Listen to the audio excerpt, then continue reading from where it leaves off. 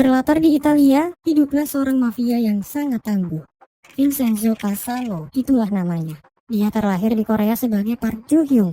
Namun karena sebuah alasan, dia harus tinggal di panti asuhan dan akhirnya diadopsi oleh keluarga Italia. Cobaan tidak berhenti sampai di situ, di mana keluarga barunya itu tewas dalam sebuah tragedi. Pada akhirnya, Vincenzo diangkat oleh keluarga mafia Casano. Sejak saat itu, Vincenzo Casano menjadi bagian mafia paling berpengaruh di Italia. Dia bekerja sebagai penasihat hukum atau pengacara bagi para mafia. Kabar tidak baik kembali menghampiri Vincenzo ketika atasannya yang sangat dihormati itu meninggal dunia, dan akhirnya dia memutuskan untuk kembali ke Korea Selatan sementara waktu. Sementara itu di Korea, seorang wanita dengan semangatnya membujuk seseorang. Dia adalah Hong Chae-yong, seorang pengacara yang rela melakukan apapun untuk memenangkan kasusnya. Saat itu, dia merayu seorang saksi untuk berbohong di acara persidangan. Tawaran yang dia berikan tidak main-main dan akhirnya saksi itu termakan oleh rayuannya. Saat hari persidangan tiba, Chae-yong memenangkan kasus tersebut dan ternyata lawan pengacaranya saat itu adalah ayahnya sendiri. Ayah Chae-yong sangat kecewa kepada putrinya itu. Dia sudah tahu bahwa Chae-yong menggunakan cara yang salah dan secara tidak langsung itu merupakan bentuk penindasan terhadap orang-orang yang tidak berdaya di hadapan hukum. Kejadian itu membuat hubungan mereka berdua renggang, bahkan sampai ke titik di mana sang ayah ingin memutus hubungan keluarganya. Kedatangan Vincenzo ke Korea Selatan disambut oleh anak buahnya yang merupakan seorang mantan Intel bernama Pak Cho. Saat itu terungkap bahwa tujuan utama Vincenzo datang ke Korea adalah untuk mengambil emas yang tersimpan di sebuah gedung.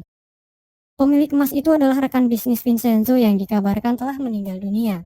Karena tidak ada pihak atau kerabat yang mewarisi harta tersebut, Vincenzo berencana untuk mengambilnya. Gedung yang menimbun emas itu adalah Plaza Gemga dan Vincenzo adalah pemiliknya. Namun secara resmi kepemilikan gedung itu dipegang oleh Pak Cho. Plaza Gemga diisi oleh beberapa penghuni yang melakukan kegiatan usaha dan mereka bergantung pada tempat tersebut. Hal itulah yang membuat Vincenzo dilema karena dia harus merobohkan gedung itu jika ingin mengambil emasnya. Di sisi lain, ada pihak yang ingin membeli Plaza Gemga secara paksa dan mereka menggunakan kekerasan. Tentu saja Vincenzo tidak bisa membiarkan hal itu terjadi. Selain karena nasib para penghuni, dia juga tidak bisa menyerahkan harta tersembunyi itu kepada mereka.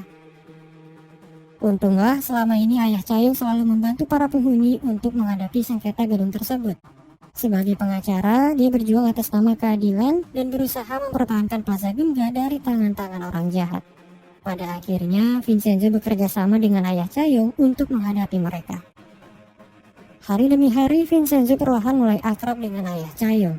Mereka bersama-sama menyusun strategi untuk mempertahankan Plaza dan mencari cara untuk mengalahkan musuh. Pihak yang harus mereka lawan adalah grup perusahaan besar bernama Babel. Perusahaan ini dipimpin oleh orang zalim yang hanya mementingkan kekuasaan. Perusahaan Babel ingin membangun sebuah gedung pencakar langit di Plaza Gemga, yang dimana nantinya gedung itu akan dijadikan sebagai lahan bisnis. Jahatnya, mereka menghalalkan segala cara untuk mencapai tujuannya itu. Bahkan mereka menyuap firma hukum untuk melancarkan aksi kejahatannya. Sayangnya, Chae-yong berada di bawah naungan firma hukum yang disuap oleh perusahaan Babel, dan secara tidak langsung dia menjadi bagian dari mereka. Hal itulah yang sangat dibenci oleh ayah Chae-yong, dan dia sangat kecewa kepada putri tunggalnya itu. Penghuni Plaza Gemga sangat beragam, dan mereka mempunyai lahan usahanya masing-masing. Yang pertama ada firma hukum Jipuragi, dikelola oleh ayah Chae-yong dan anak buahnya Pak Nam. Kemudian ada pawn shop atau toko gadai yang dikelola oleh pasangan suami istri, Pak Lee dan Ibu Jang. Ada juga usaha laundry milik Pak Tak yang bernama Gel Dry Cleaners. Berikutnya ada Destiny Piano yang dikelola oleh Nona Seo. Yang Ho Snack Bar yang dikelola oleh Ibu Kwak dan putranya. Arno Restoran yang dikelola oleh Pak Toto dan anak magangnya. Ghost Step Dance Studio yang dikelola oleh Mas Leri. Dan terakhir ada Nanyak Temple yang diisi oleh dua biksu bijaksana. Di antara mereka semua, ada seorang intel yang sedang menyamar. Dia adalah Pak Kang, seorang agen yang berpura-pura magang di resto Pak Toto. Tujuan dia adalah memata-matai Vincenzo yang dicurigai sebagai mafia sejak pertama kali dia datang ke Korea. Suatu ketika, kepemilikan Plaza Gemga jatuh ke tangan Babel dan gedung itu akan segera dirobohkan. Vincenzo memutar otaknya untuk mengulur waktu agar dia bisa mencari cara untuk mengatasinya. Pada akhirnya, Vincenzo mengadakan pesta besar di Plaza Gemga, bahkan sampai mengundang kedutaan Italia untuk menghadiri pesta tersebut. Alhasil, tim penggusur tidak bisa melakukan aksinya dan mereka terpaksa harus mundur. Walaupun Chayong dan ayahnya tidak akur, Chayong tetap mengkhawatirkan ayahnya saat tahu Plaza Gemga akan segera dirobohkan. Dia panik karena mungkin akan terjadi sesuatu kepada ayahnya. Namun, ketika dia tahu Vincenzo sudah mengatasi masalah itu dengan cara yang tidak biasa, Chayong mulai tertarik dan dia kagum kepadanya.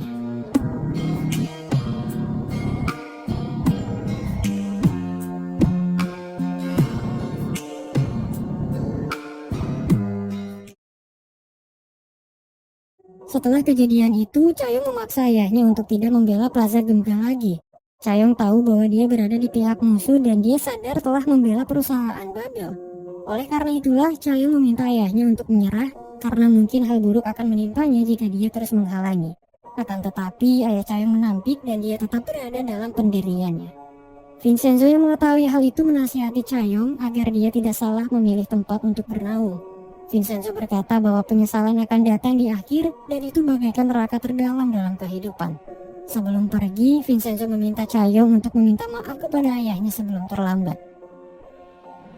Tidak lama dari itu, Chayong harus menerima kenyataan pahit di mana dia harus kehilangan sang ayah untuk selamanya. Tragedi itu terjadi karena perusahaan Babel muak kepada ayahnya yang terus menghalangi mereka. Chayong sangat terpukul dan dia menyesal telah mengabaikan perkataan ayahnya selama ini. Pada akhirnya, dia memutuskan untuk keluar dari firma hukumnya dan bersumpah akan membalaskan dendamnya pada perusahaan Babel. Di saat yang sama, Vincenzo juga merasa kehilangan. Belum lama ini dia mulai dekat dengan ayah Chayong, bahkan hubungan mereka sudah seperti anak laki-laki dan ayahnya. Sejak saat itu, Chayong dan Vincenzo mulai dekat. Mereka berdua sama-sama melanjutkan keinginan ayah Chayong untuk terus membela kebenaran.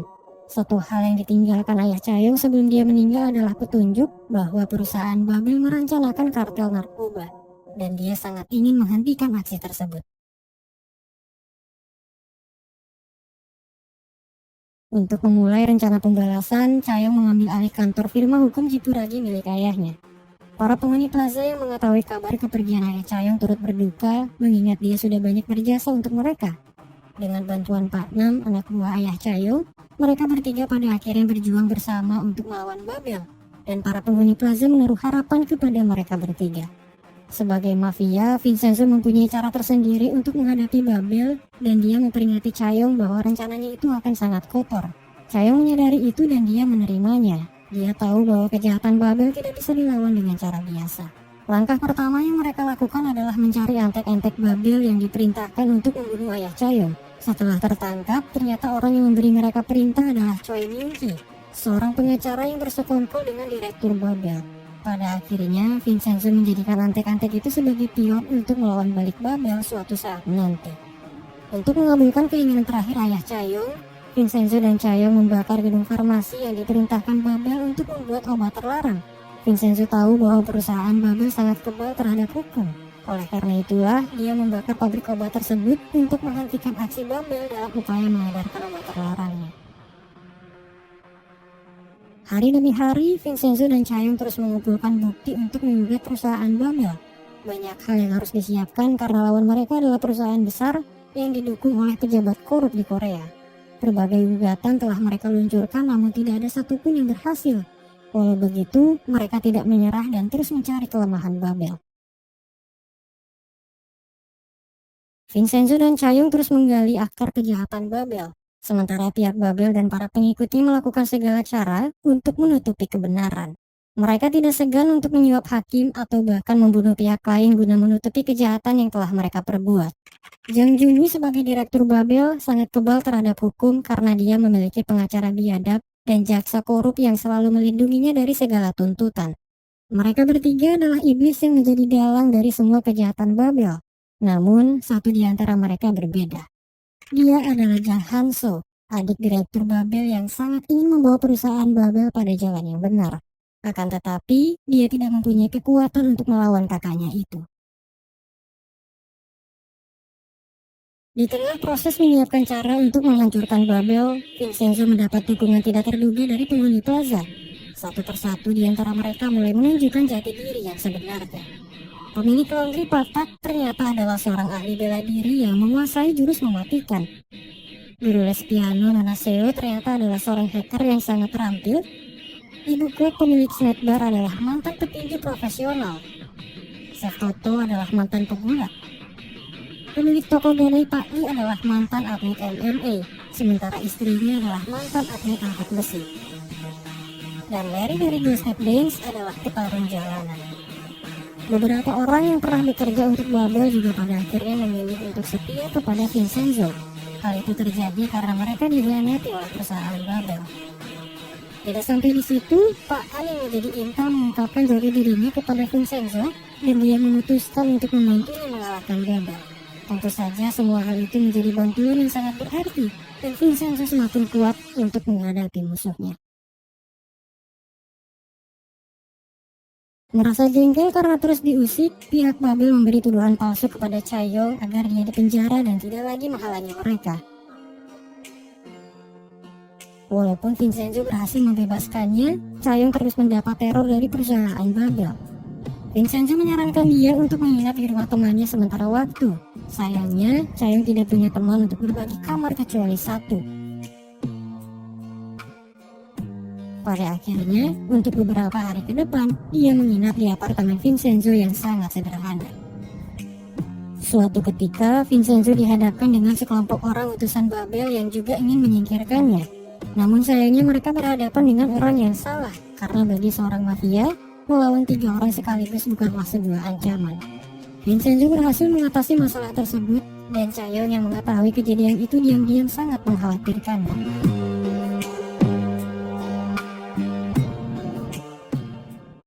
Setelah kejadian itu, Vincenzo bermalam di rumah Chaeyoung. Mereka menghabiskan waktu dengan mengobrol dan minum bersama. Hingga suatu ketika, Chaeyoung bertanya kenapa hatinya berdebar saat memeluk Vincenzo. Apakah karena dia dalam situasi berbahaya atau jangan-jangan karena dia menyukainya. Chaeyoung berusaha memastikan hal itu dan memeluk kembali Vincenzo. Namun sayangnya dia tidak merasakan apapun saat itu.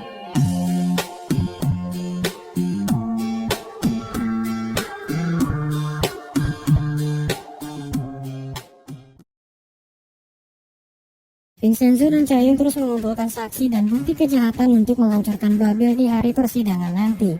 Dengan bantuan beberapa penghuni plaza yang ahli bela diri, mereka semua beraksi bagaikan mafia yang tak kenal rasa takut. Mereka menculik orang-orang yang berkaitan dengan Babel untuk mendapatkan kesaksian, kemudian mengancam mereka untuk memutus hubungan dengan perusahaan tersebut. Tentu saja Vincenzo selalu melakukan riset terlebih dahulu supaya mereka yang diancam benar-benar jera dan tidak mengulangi kesalahannya. Sebagai hukuman karena sudah berbuat salah, Vincenzo biasanya mengambil harta yang mereka dapatkan dari Babel untuk kemudian disumbangkan ke tempat yang membutuhkan. Suatu ketika, Vincenzo dan Chaeyoung menyamar menjadi sepasang kekasih untuk mencari informasi terkait penggelapan saham yang dilakukan Babel. Mereka berdua pergi ke sebuah galeri yang menjadi tempat penggelapan dana tersebut. Tidak sembarang orang bisa masuk ke sana, tapi dengan bantuan Nona Seo yang ahli meretas, hal itu bisa diatasi. Pada akhirnya, Vincenzo datang ke galeri itu menggunakan identitas baru yang dibajak dari sepasang kekasih yang sudah memiliki akses ke tempat tersebut. Mengejutkannya, pihak galeri malah menyiapkan acara lamaran untuk mereka berdua, karena memang itulah yang direncanakan oleh pemilik identitas yang sebenarnya. Pada akhirnya, mereka berdua harus melanjutkan aksi penyamaran itu sebaik mungkin supaya tidak dicurigai.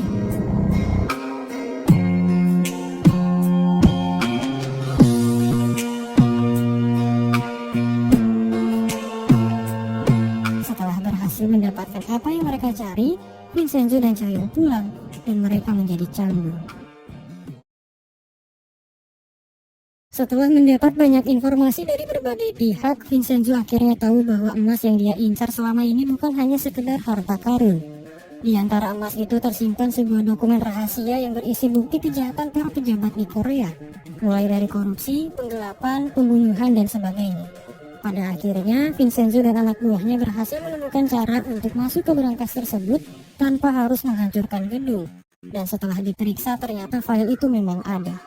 Vincenzo menceritakan keberadaan emas dan file rahasia tersebut kepada Chaeyoung dan Pak An. Awalnya mereka sangat bahagia, tapi setelah tahu bahwa Vincenzo tidak bisa masuk lagi ke berangkas itu, mereka semua kecewa.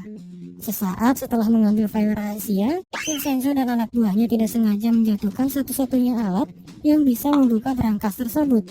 Namun untungnya Vincenzo sudah mendapatkan file pamungkas yang bisa digunakan untuk mengungkap kebenaran, termasuk kejahatan Babel. Di sisi lain, keberadaan file rahasia yang disebut gilotin itu sudah disadari oleh para iblis Babel. Mereka takut jika kebenaran akan terungkap, tapi mereka juga jadi berambisi untuk mendapatkan file tersebut. Karena dengan file itu, Babel bisa mengancam pihak-pihak terkait dan memanfaatkan mereka semua. Vincenzo memiliki kenangan pahit di Korea. Karena sebuah alasan, Vincenzo kecil harus ditinggal oleh sang ibu di panti asuhan. Dia sangat sedih karena sang ibu tak kunjung datang menjemputnya.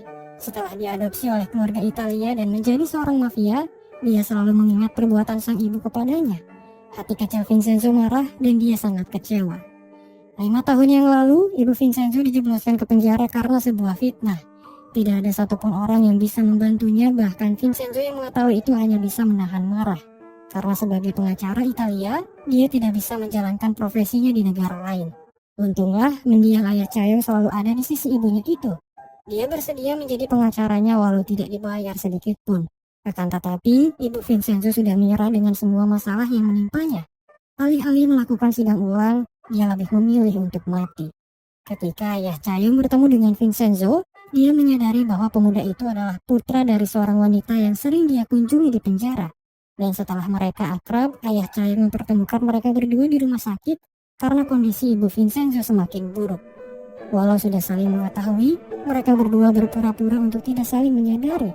Vincenzo berharap sang ibu bisa mengenalnya dan meminta maaf atas apa yang telah terjadi. Sementara itu, sang ibu terlalu malu untuk mengakui dirinya sebagai orang tua. Setelah ayah Chayong meninggal, Vincenzo selalu menyempatkan dirinya untuk menemui sang ibu. Walaupun terlihat ketus, Vincenzo sebenarnya sangat peduli kepada ibunya. Hanya saja rasa kecewa masih mengganjal di hatinya. Mengetahui kegelisahan tersebut, Chayong perlahan menyadari bahwa Vincenzo dan wanita yang sering ditemuinya itu adalah keluarga.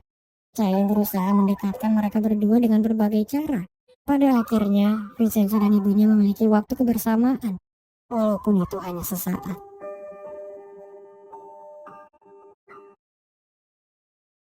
Perusahaan Babel terus diusik oleh Vincenzo yang berusaha menghancurkannya.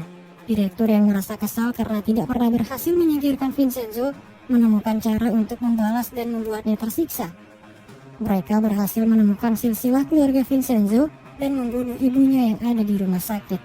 Tragedi itu membuat Vincenzo sangat terpukul. Dia tertegun seolah tidak percaya bahwa ibunya telah tiada. Dengan amarah yang menggebu-gebu, Vincenzo mencari keberadaan pembunuh ibunya dan dia datang menghampirinya seorang diri. Tanpa ampun, dia menyakiti pembunuh itu sebelum akhirnya meminta kesaksian darinya. Di malam itu, Vincenzo akhirnya tahu bahwa pelaku sebenarnya adalah para iblis Babel. Vincenzo mendatangi rumah direktur dan dia mengalahkan semua penjaga seorang diri. Sesampainya di sana, dia bertemu dengan para iblis Babel dan mengancam mereka semua. Vincenzo tidak membunuh mereka saat itu, tapi dia bersumpah akan membuat mereka lebih tersiksa suatu saat nanti. Itu adalah ganjaran bagi mereka yang telah membangunkan sisi gelap Vincenzo. Vincenzo menyesal karena dia tidak sempat melakukan apapun untuk ibunya. Dia juga menyalahkan dirinya sendiri atas apa yang telah terjadi. Air mata Vincenzo terus mengalir ketika dia mendapat surat dari mendiang ibunya. Surat itu dibuat oleh sang ibu setelah sebelumnya mereka bertemu, dan dia menitipkan surat itu kepada Chayong. Dalam surat itu ibunya berkata bahwa putra satu-satunya itu adalah berkah, dan dia sangat menyayanginya. Sang ibu juga meminta maaf karena tidak bisa ada di sampingnya untuk memberikan kasih sayangnya selama ini.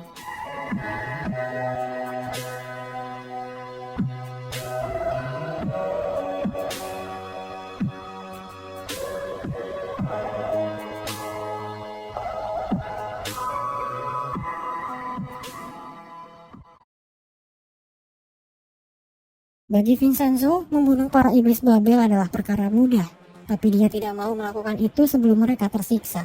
Karena bagi seorang mafia, membunuh musuh mereka begitu saja adalah sebuah bentuk kemurahan hati. Selama ini, adik direktur Babel berencana untuk mengkhianati kakaknya sendiri, dan dia selalu berusaha mendekati Vincenzo. Namun, Vincenzo dengan terang-terangan menolaknya karena dia tidak mau menerima pengkhianat keluarga. Hanso berkata bahwa dia ingin mengembalikan perusahaan Babel ke jalan yang benar. Mendengar perkataan itu, Vincenzo berjanji akan menerimanya jika Hanso bisa membuktikan bahwa dia benar-benar teguh pada pendiriannya itu. Di saat yang sama, jaksa korup yang mengikuti direktur Babel juga mulai berkhianat. Dia berusaha mencari tempat perlindungan lain karena merasa direktur Babel sudah tidak bisa melindunginya dari Vincenzo. Dia mendatangi kandidat calon wakil presiden yang korup dan meminta perlindungan darinya. Sebagai imbalannya, dia berjanji akan memberitahu lokasi file gelatin yang berbahaya itu kepadanya. Tentu saja itu menjadi tawaran yang sangat menggiurkan, karena dengan file itu, calon kandidat tersebut bisa menguasai Korea seutuhnya. Sementara itu, pengacara Migi tetap berada di sisi direktur Babel karena tidak mau mengambil resiko. Untuk membalas perbuatan Babel, Vincenzo dan Chayoung menyusun rencana untuk membuat direktur Babel sengsara. Para penghuni plaza menyatukan kekuatan dan ikut beraksi bersama Vincenzo untuk menyingkirkan perusahaan biadab tersebut. Dengan bantuan skuad Gemga, Vincenzo mengusir calon investor yang akan mendanai pembangunan menara Babel. Vincenzo juga memanfaatkan pion yang sudah dia siapkan sebelumnya. Pion itu diberi perintah untuk datang ke acara pertemuan Babel. Dia diminta untuk mengancam para investor menggunakan bom, lalu meminta mereka untuk membatalkan kontrak kerjasama dengan Babel. Setelah melakukan tugasnya itu, pion tersebut mendapat hukuman yang setimpal atas apa yang telah dia perbuat di masa lalu. Aksi tersebut benar-benar membuat pertahanan Babel melemah. Hilangnya orang-orang yang mendukung Babel membuat direktur tidak lagi kebal terhadap hukum. Sementara itu, adik direktur Babel Hanso diam-diam sering menemui Vincenzo dan dia berhasil meyakinkan mafia itu untuk menerimanya. Tekad dan usaha yang dia tunjukkan menyadarkan Vincenzo bahwa dia memang bersungguh-sungguh. Hal itu terbukti ketika Hanso mendapat kesempatan untuk menjadi pemimpin Babel secara resmi, tapi dia tolak karena tidak mau dijadikan boneka oleh kakaknya. Selain itu, dia juga pernah menyelamatkan Vincenzo dari aksi penangkapan Interpol karena sebuah fitnah yang dilontarkan direktur Babel. Pada akhirnya, Hanso benar-benar menjadi sosok malaikat di antara iblis Babel yang biadab itu. Keberadaan emas yang tersembunyi di Plaza Gemga sudah tercium oleh beberapa orang. Selain Pak Cho, Pak An, dan Chayoung, Nona Seo adalah penghuni plaza pertama yang menyadarinya. Dia pernah menguping pembicaraan Vincenzo dengan Pak Cho tentang emas tersebut. Selain itu, dia juga sangat yakin bahwa emas itu bukan hanya sekedar rumor, karena dia pernah dibayar untuk membuat sistem keamanan pada berangkas yang menyembunyikan emas itu. Tapi dia tidak pernah tahu di mana berangkas emas itu disembunyikan. Setelah Nona Seo mengungkapkan jati dirinya kepada Vincenzo beberapa waktu lalu, dia berjanji akan membobol berangkas itu jika Vincenzo mengizinkannya untuk bergabung. Tentu saja itu adalah pilihan terbaik karena dengan begitu Vincenzo tidak perlu menghancurkan plaza. Selain Nona Seo, dua biksu dari Nayak Temple adalah penghuni berikutnya yang menyadari keberadaan emas tersebut. Berangkas emas itu memang berada tepat di bawah kuil Nayak. Mereka menyadari itu karena kerap kali merasakan aliran listrik saat bersemedi. Setelah memeriksa tempat tersebut dan menceritakannya pada Vincenzo, dia tidak punya pilihan dan akhirnya menerima dua biksu itu. Setelah menemukan waktu yang tepat, Vincenzo meminta Nona Seo untuk membobol sistem keamanan berangkas itu, dan dia berhasil melakukannya. Sejak saat itu, mereka memindahkan emas-emas tersebut ke rumah Chayoung secara bertahap di setiap harinya. Kandidat calon wakil presiden dan jaksa Han yang sudah bersekongkol berusaha mencari tahu keberadaan emas dan file gilotin itu. Pada akhirnya, mereka menculik Pak Cho dan memaksa dia untuk mencari tahu siapa orang yang bisa membuka berangkas emas tersebut. Pak Cho terpaksa memberitahu mereka identitas Nona Seo, dan pada akhirnya calon kandidat itu menerobos Plaza Gemga, lalu memaksa Nona Seo untuk membuka berangkasnya. Sayangnya, mereka tidak menemukan apapun karena file gilotin sudah dipegang Vincenzo, dan emasnya sudah dipindahkan. Kandidat calon wakil itu pun berakhir di jalanan setelah dia dan anak buahnya diberi pelajaran oleh para penghuni Plaza Gemga. Setelah membuat pertahanan musuh melemah, waktunya bagi Vincenzo dan Chayoung untuk menghukum para iblis Babel. Dengan memanfaatkan file gilotin dan beberapa berkas kejahatan Babel yang sudah terkumpul, Vincenzo mewakili penduduk Plaza untuk menggugat perusahaan biadab itu seberat-beratnya. Akan tetapi, Vincenzo dengan sengaja membiarkan direktur Jang, pengacara Choi dan jaksa Han tetap terbebas karena mereka akan mendapat hukuman khusus darinya. Sehari setelahnya, perusahaan Babel resmi ditindaklanjuti dan hak kepemilikan Plaza Gemga dikembalikan. Semua orang bersorak gembira karena perjuangan mereka selama ini telah membuahkan hasil. Tidak terima dirinya sudah dikalahkan, Direktur Zhang diam-diam menyusun rencana untuk membunuh Vincenzo dengan tangannya sendiri. Dia menyeret adiknya yang berkhianat lalu menculik Chaeyoung ke suatu tempat untuk memancing Vincenzo. Namun apa yang dia rencanakan gagal karena Chaeyoung melindungi Vincenzo dan seketika kondisinya kritis. Pada akhirnya, Hanso mengorbankan dirinya supaya Vincenzo dan Chaeyoung bisa pergi. Direktur Zhang menembak Hanso dan dia melarikan diri ketika peluru di senjatanya habis. Di saat-saat terakhir, Hanso menyerahkan sebuah ponsel kepada Vincenzo, lalu dia mengucapkan terima kasih sebelum akhirnya pergi untuk selamanya.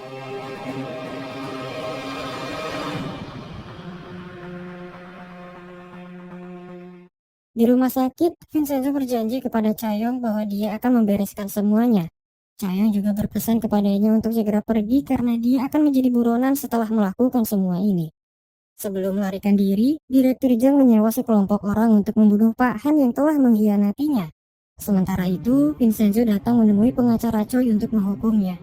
Bagi dirinya, pengacara Choi bukanlah seorang wanita, melainkan seekor monster yang pantas untuk dimusnahkan.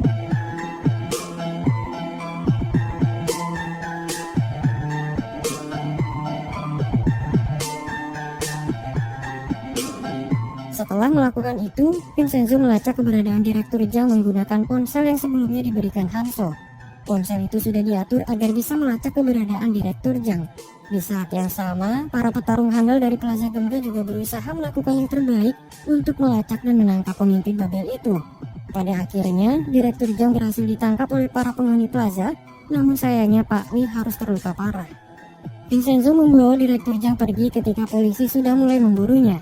Pada akhirnya, dia membawa Direktur Zhang ke sebuah gudang, lalu mengikatnya di sebuah kursi yang sudah dilengkapi senjata otomatis. Rasa sakit yang muncul secara perlahan adalah bentuk hukuman yang diberikan Vincenzo kepadanya.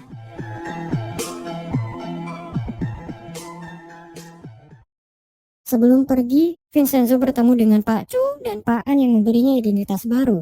Tapi data itu akan kadaluarsa dan dia harus segera pergi. Tiba-tiba saja, Chaeyoung datang memaksakan dirinya untuk berpamitan. Vincenzo memeluknya dan berpesan kepadanya untuk menjalani hidup dengan baik. Waktu tinggal tersisa sedikit dan dia harus segera pergi meninggalkan mereka semua.